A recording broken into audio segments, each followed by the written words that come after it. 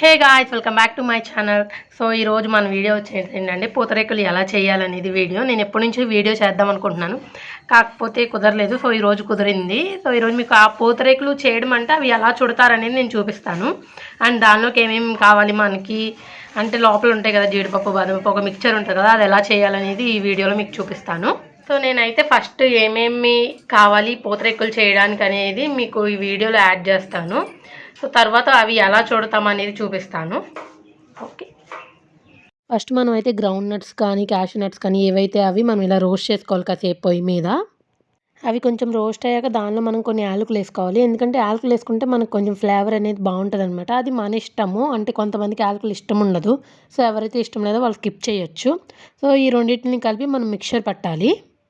ఈ పొడితో పాటు మనం బెల్లం కూడా కోరుకుని పక్కన పెట్టుకోవాలి. సో ఈ రెండింటిని ఏంటంటే మనం ఒక రోజుల్లో ఎండలో పెట్టాలి. ఎండలో పెడితేనే అది ఏంటంటే డ్రై అవుతుంది. దానిలో ఉన్న ఏదైతే ఆయిల్ అవన్నీ ఉంటుందో అవి ఎండకి కొంచెం డ్రైగా అవుతుంది. అప్పుడు పూతరేకుల్లో ఏంటంటే అంటుకోకుండా ఉంటుంది. సో మనం ఎండలో పెట్టకపోతే ఏంటంటే ఒక ప్లేస్లో బాగా స్వీట్గా, ఒక ప్లేస్లో ఏమో స్వీట్ లేకుండా ఇలా అయితే ఉంటుంది. సో ఖచ్చితంగా మనం దీన్ని అయితే ఎండలో పెట్టాలి. సో మేము ఈ రెండింటిని మళ్ళీ ఇంకోసారి మిక్సీ బట్టి దాన్ని మేము ఎండలో పెట్టుకున్నాము. చాలామంది అయితే షుగర్ అయితే ప్రిఫర్ చేస్తారు, కానీ మేమైతే షుగర్ కాదు, మేము ఎప్పుడు బెల్లమే యూస్ చేస్తాము. సో బెల్లం కూడా హెల్త్కి మంచిది కాబట్టి సో మేము ఎప్పుడు బెల్లమే యూస్ చేస్తాము. మీరు కావాలంటే అది ఎవరు పర్సనల్ చాయిస్ వాళ్ళది. మా చెల్లెళ్ళు కూడా వచ్చారు, ఇప్పుడు అందరం కలిపి పూతరేకులు చేస్తాము.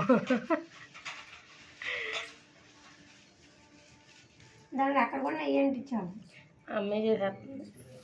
ఇప్పుడు మనకైతే ఇలా ఉంటాయండి రేకులు. సో ఈ రేకుల్ని రెండు రేకులు తీసుకోవాలి. ఒక్కొక్కటి అయితే పలుచగా వస్తాయి. సో ఇట్లా 2 రేకులు తీసుకోవాలి. దీనిలో ఏంటంటే కొన్ని రేకులు పాడైపోతాయి. సో ఏదైతే మంచిగా ఉందో అది తీసుకుని అడుగున వేసుకోవాలి. ఈ పాడైపోయింది పైన వేసుకోవాలి. కనిపిస్తుందా? ఇప్పుడు టేస్ట్ రావడం కోసం ఇప్పుడు మనం దానిలో కొంచెం నెయ్యి వేసుకోవాలి.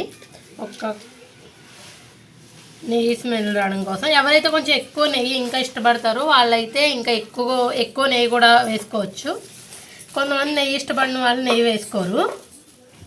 సో ఇలా నెయ్యి వేసుకొని ఇక మనం తయారు చేసుకున్నాం ఈ పొడి ఉంది కదా,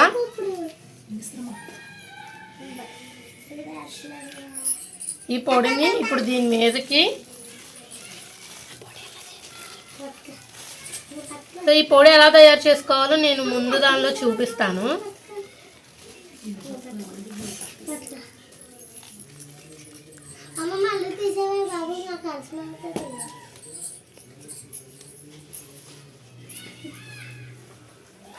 ఇప్పుడు దీన్ని జాగ్రత్త చూడండి ఎలా చుట్టాలో. ఫస్ట్ అటు ఇటు చుట్టుకోవాలి. తర్వాత ఏదైతే ఇటు సైడ్ ఉందో దాన్ని ఇటువైపు చుట్టుకోవాలి. అండ్ తర్వాత ఇటు సైడ్. సో ఇవి చుట్టేటప్పుడు చాలా జాగ్రత్తగా చుట్టాలి, లేదంటే ఏమవుతాయండి ఇవి చాలా పలసగా ఉంటాయి కాబట్టి రేకులు చిరిగిపోతాయి. సో ఈ విధంగా అయితే చుట్టుకోవాలి. సో చూసారు కదా, ఇవేంటంటే ఒక 2 రోజులు ఆగాక తింటే ఆ నెయ్యి అదంతా కొంచెం మెత్తబడి పూతరేకు అనేది టేస్ట్ ఇంకా బాగుంటుంది. సో అన్నీ చుట్టాక మనకైతే ఇలా అయితే వస్తాయి. కొన్ని అయితే వైట్ కలర్లో ఉంటాయి కదా, అవి ఏంటంటే పంచదార వాటితో చేస్తారు. ఇదేంటంటే మేము బెల్లంతో చేసుకున్నాము. సో అది మన ఇష్టం ఏది చేసుకుంటాం. మీకు బెల్లం ఇష్టమైతే బెల్లం చేసుకోవచ్చు, లేకపోతే పంచదార ఇష్టమైతే పంచదార చేసుకోవచ్చు.